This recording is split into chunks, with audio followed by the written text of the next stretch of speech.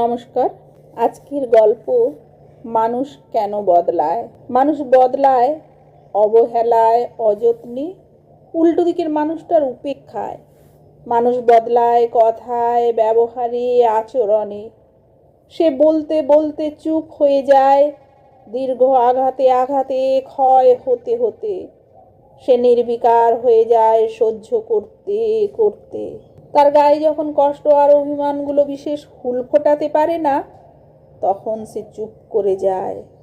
মানুষ যন্ত্রণা পেতে পেতে একসময় আর যন্ত্রণায় কাঁদে না, গা সওয়া হয়ে যায়।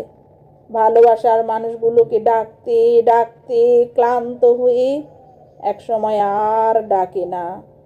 মানুষ সইবার মেয়াদ উত্তীর্ণ করে ফেললে, বদলানো ছাড়া আর কোনো অপশান না পেলে বাধ্য হয়েই বদলায়। নিজের কোনো এফোর্ট ছাড়া এমনি এমনিই বদলায়।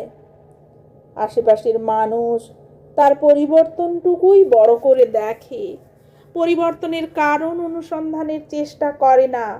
আসলে মানুষ তার মানের অপমানে বেহুঁশ হয়ে নিজেকে বদলায়, কান্নার স্রোতে ভাসতে ভাসতে বদলায়।